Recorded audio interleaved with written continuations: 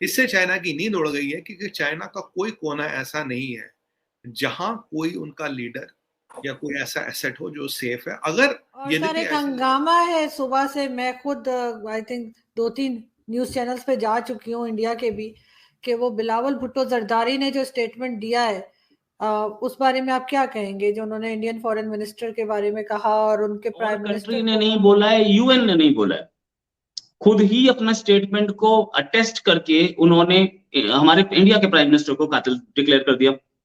इतनी बेहुदा डिप्लोमेसी क्या पाकिस्तान जैसे बड़े कंट्री से?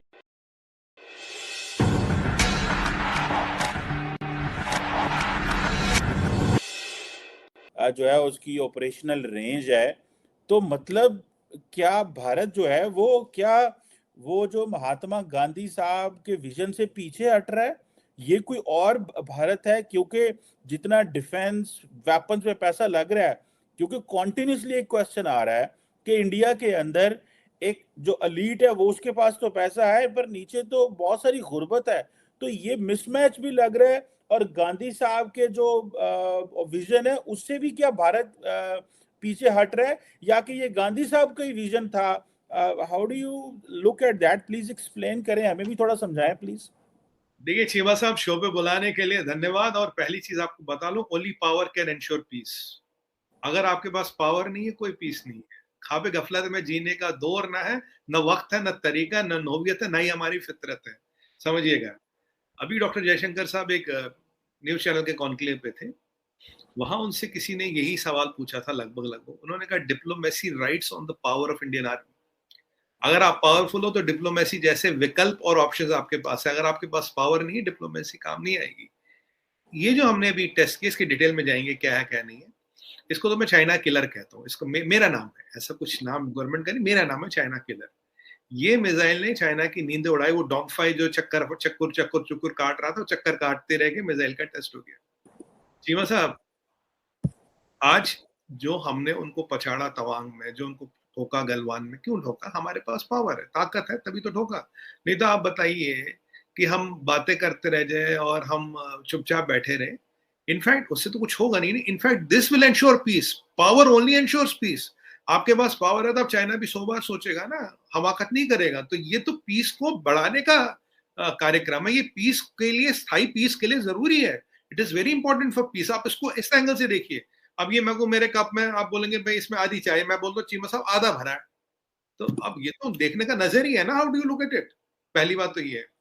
दूसरी बात, अगर हम बात करें आज इसकी, हमारे मिसाइल की, देखिए अब ये आईसीबीएम की रेंज में आ गया है। 5000 किलोमीटर के ऊपर जो रेंज होती है वो आईसीबीएम की होती है, इंटरकॉन्टिनेंटल बैलिस्टिक मिसाइल। और इसमें एमआरआई आईवी सिस्टम एक है। बेसिकली मतलब टू सिंप्लीफाई इट, ये मल्टीपल बारहेड्स को कैरी कर सकता है और उनको एक एक जगह पे ड्रॉप इन कर सकता है। ये एक साथ ही 1500 किलो का बॉम्ब लेके नहीं जा सकता। And we are the fourth country in the world to have a time tested MIRV technology. So we're the fourth country in world to have a ICBM in a MRIV technology, fourth in the world, indigenously developed। और आप जानते हैं हम तो बहुत कम खर्चे में सब करते हैं और हमारा सिस्टम टाइम टेस्टेड है। इससे चाइना की नींद उड़ गई है, क्योंकि चाइना का कोई कोना ऐसा नहीं है जहां कोई उनका लीडर या कोई ऐसा एसेट हो जो सेफ है। अगर यद्यपि ऐसी जरूरत पड़े, हम तो ईश्वर से यही कामना करते हैं जरूरत ना पड़े, पर अगर जरूरत पड़ती है। और आपने एक और चीज इसका फीचर देखा होगा, जब जब ये वापस एंटर करता है एटमॉस्फेयर में, जब ये टर्मिनेशन स्टेज में आता है, मैक 24 स्पीड है और एमआरआईवी है। तो मतलब इसकी मार से बचना ऑलमोस्ट इम्पॉसिबल है, because at Mach 24 if our MIRV, no amount of missile shield can protect you. Missile shield आपको इस स्टेज पे प्रोटेक्ट करता है जब आप यहाँ होते हो। और सर एक हंगामा है सुबह से। मैं खुद आई थिंक 2-3 न्यूज चैनल्स पे जा चुकी हूँ इंडिया के भी, कि वो बिलावल भुट्टो जरदारी ने जो स्टेटमेंट दिया है, उस बारे में आप क्या कहेंगे, जो उन्होंने इंडियन फॉरेन मिनिस्टर के बारे में कहा और उनके प्राइम मिनिस्टर को कहा। देखिए, मैं उससे पहले बल्कि आरजू मैं आज ये भी बताना चाहूंगा कि आज पाकिस्तान की हिस्ट्री का एक बड़ा इंपॉर्टेंट दिन है, कि आज के दिन मशरकी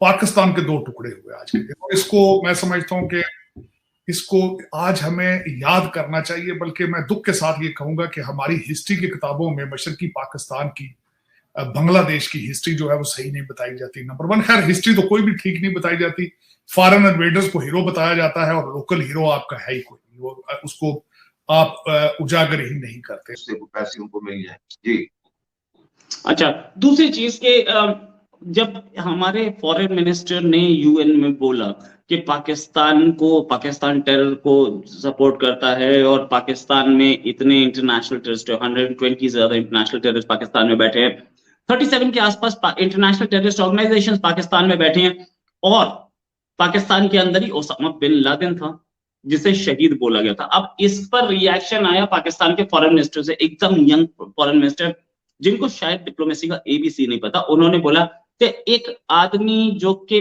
गुजरात का कातिल है वो बैठा है।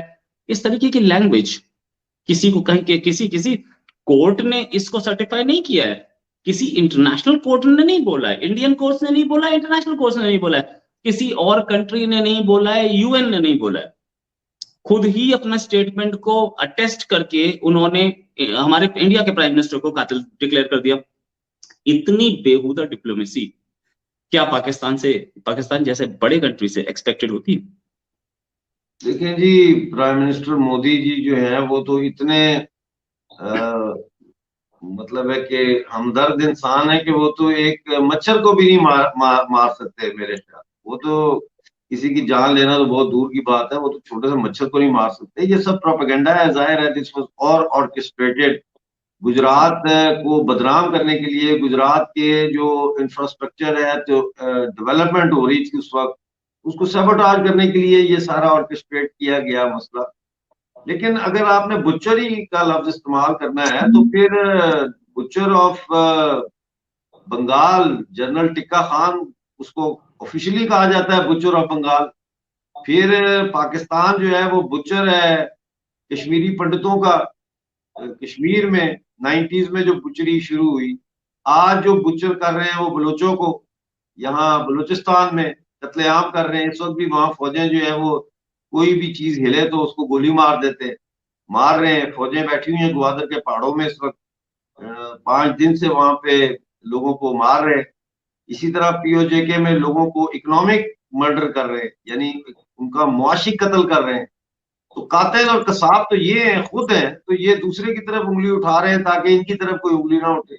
बेहुदा बात की है बिलावल भुट्टो ने। और पाकिस्तान का फॉरेन मिनिस्टर अगर बिलावल भुट्टो को बनाया गया है तो इसी से आप अंदाजा लगा लें कि इस वक्त पाकिस्तान की इतनी डेस्परेट सिचुएशन है कि कोई पॉलिटिशियन जो है वो पाकिस्तान को फॉरेन मंच के ऊपर रिप्रेजेंट करने के लिए भी तैयार नहीं है कि इतनी एम्बेरसमेंट वो कैसे फेस करे। उन्होंने एक बच्चा जो है वो उसको बना दिया।